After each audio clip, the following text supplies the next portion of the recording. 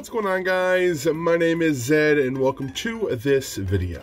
This is last week, the show where I basically talk about everything that I found interesting in the previous week in pop culture.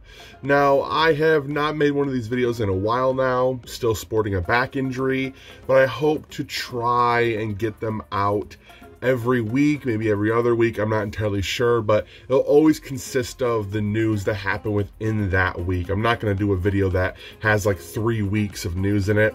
It's just not worth my time or yours.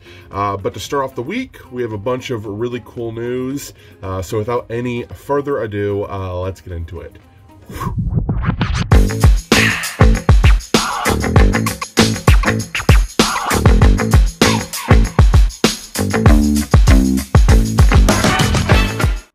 One of my most anticipated MCU projects is the upcoming Doctor Strange and the Multiverse of Madness, the sequel directed by Sam Raimi. With the conclusion of WandaVision just a week and a half ago, I cannot wait to see Elizabeth Olsen on the screen again as the Scarlet Witch. But there's a lot of new stuff and a lot of rumors and surprise things that are going to be coming up in this sequel. Starting off with the rumor that we are going to be getting a new comic accurate costume for the Sorcerer Supreme in this movie. Now, the costume we've had these past couple of movies has been great. I absolutely love it. But it's Sam Raimi, and I can totally see him going for the most comic accurate stuff he can, while still keeping it within the realm of the MCU. But within the realm of the MCU, we're shattering that, baby. We're going into the multiverse. There's so many things that could happen, and there's so many possibilities. I love this idea. I mean, just look at this costume right here. Imagine that on Benedict Cumberbatch, and that's a good time right there. So within the last couple of months, there's been a lot of talk and discussion about how the MCU is going to handle Deadpool 3. Is it going to be rated R? Is it going to become continuity within the MCU? What's it all about? Well, those answers are, yes, it's going to be integrated within the MCU. Yes, it is going to continue to hold its R rating. But what it's going to be about, who knows? But there are rumors that Jim Carrey is in negotiations to play the villain within Deadpool 3, and that sounds awesome. I mean, the only other villain role I can think that Jim Carrey's ever had, actually two, is Eggman and then the Riddler, which I bet you somewhere along the way, if these rumors are true at all, Deadpool will be calling Jim Carrey's character the Mask, the Riddler, Dr. Eggman. I can already imagine the chemistry between Ryan Reynolds and Jim Carrey. It's just questions of who will he be playing. I'm not exactly sure. I've heard some people say Mr. Sinister would be a great role for Jim Carrey. I think that would be a fun twist on the character. But overall, I'm just super excited at the possibility that Jim Carrey could be joining the MCU in some capacity or another. Marvel Comics has just introduced a new LGBTQ+ character within their universe. This character is a gay transgender man who holds the mantle of Captain America. The character's name is Aaron Fisher, and I'm all on board for this. Whether it's movies, TV, comics, inclusion is a beautiful thing. People need to see themselves in these characters, and some people might be asking themselves, well, why don't they just create a new character? Well, take a character that's super well known, somebody that folks already look up to, and then give somebody like them that mantle. It's not taking away from Steve Rogers. It's not taking away from Sam Wilson. All these characters are still Captain America in one way or another, but allow other characters to also suit up and be the heroes that we all know they can be. Now we move into some rumors about Ant-Man and the Wasp: Quantumania. Now, there's a lot of stuff that could happen in this movie, but one of the things that I would be the most excited for is the introduction of the Fantastic Four, my favorite superhero team in Marvel Comics. Now, the rumor states that the Fantastic Four will be introduced in this movie. Not their origin story. That will be saved for the actual solo movie directed by John Watts. movies. This will instead give us an introduction to Reed Richards, Mr. Fantastic, Sue Storm, Ben Grimm, and Johnny Storm. Now, I don't know if they'll all be in the movie, but it will kind of be like a precursor to the events of their own movie, where it will show how they gain their powers. Now, in the past, they gained their powers from going to outer space, being introduced to cosmic radiation, which then mutates their cells and mutates their body. Super stretchy, invisible flames, rock body, super strong, that sort of thing. It will then negate that, but what will happen possibly is that the quantum realm is what gives these characters their powers. Really interesting. Quantumania supposedly comes out right after Secret Invasion, which will introduce us to the Skrulls, or more of the Skrulls. And in the Fantastic Four solo movie, apparently the main antagonist will be the Super Skrull, the one that can, you know, take all the powers of the Fantastic Four away and use it against them. Super, super cool. Victor Von Doom will also be in the first Fantastic Four movie, but he won't be Dr. Doom yet. There's just a lot of really cool stuff that they've talked about in these leaks, rumors, what have you. But I can totally see Reed Richards being an employee at Pym Tech, finding out about the quantum realm, wanting to do research of his own, taking all his buddies, going in there, and then boom, all of a sudden they come out with powers. Good thinking. Now, speaking of Marvel Studios' Secret Invasion, One Night in Miami star Kingsley Ben-Adir has been casted as the series' main villain.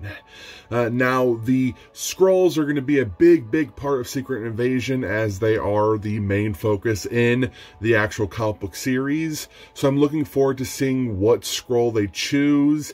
Maybe he'll be the Super Skrull. Maybe he'll be somebody else. I don't really know.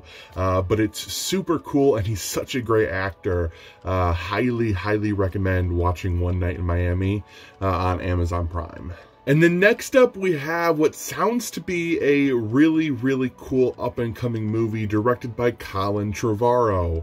Trevorrow has directed such movies as Jurassic World. He co-wrote Jurassic World Fallen Kingdom, and he'll be back in the director's seat for 2022's Jurassic World Dominion. He is now teaming up with Benedict Cumberbatch, who will star in this movie called War Magician, and it is a true story about an illusionist during World War II who used his magic and illusions to help defeat the Nazis. What? Since the release of Justice League, fans have been campaigning for the Snyder Cut's release, and in just 2 short days from when I'm recording this, the Snyder Cut will be out on HBO Max, and currently it is sitting at a 76% approval rating on Rotten Tomatoes. Now obviously Rotten Tomatoes is not the end-all be-all. There are plenty of movies on there that are rated highly that suck, and there's movies on there that are rated poorly that are awesome. So just watch it, support it, and make your own mind up, but I'm looking forward to watching it here on Friday. And now, a huge part of Zed's childhood, especially his early teenhood, was a little show called Everybody Hates Chris. I adored this show. I watched it all the time. And it seems like over at CBS, they're aiming for an animated reboot of the series. Now, it is not yet known if any of the original cast will be returning to reprise their roles. Personally, I would rather them do a bit of a time jump and just do them in adulthood. Like, Chris is now an adult. Maybe he has kids of his own. Maybe he's in college or doing what have you. But an animated series could be interesting. We'll just have to wait and see.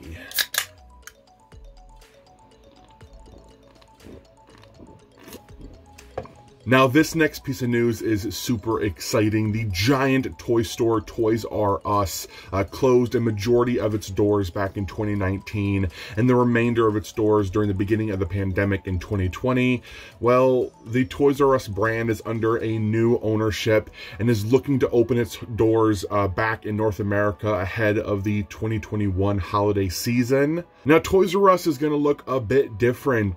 These locations will be likely pop-ups, flagships and mini stores within bigger stores, like your local mall. Look at it like how Halloween Spirit pops up in September, October in random closed down shopping centers and strip malls. That's sort of how Toys R Us is going to make its comeback. I'm really excited for this. I don't know how it's going to perform, but I'm sure it's going to boom right off the bat. And I just hope that the new ownership can keep the doors open, because Toys R Us is a staple, and it's just a beautiful thing for young and old alike. So cool news. Disney Animations has given us our first look for Monsters at Work, the spin-off / continuation of Disney Pixar's Monsters, Inc. Now, John Goodman and Billy Crystal will be back to reprise their roles as Sully and Mike Wazowski, respectively, with the addition of Mindy Kaling and Henry Winkle to the cast. I love Monsters, Inc. I think it's the most rewatchable Disney Pixar film. I watch it at least once a year, and I absolutely love that film. The only thing that I would say is a bit strange is that this is purely a Disney animation project. Has no affiliation with Pixar, even though there is Pixar characters in it. So I hope it still has that feel. I'm pretty sure it will. Other characters I would like to see show up, Roz, and maybe even an appearance from Randall. Don't know how that could be possible, but it would be fun. Exciting news, actor Chiwetel Ejiofor has started filming his role for Doctor Strange in the Multiverse of Madness. He will be returning as Baron Mordo. No idea if he's going to be in a villain capacity. You saw at the end of Doctor Strange 2 that he has given up the practice of sorcery in its current state, as his teacher was using dark magic, and that pissed him off. So I love Chiwetel Ejiofor. His role in 2012 is probably my favorite from him.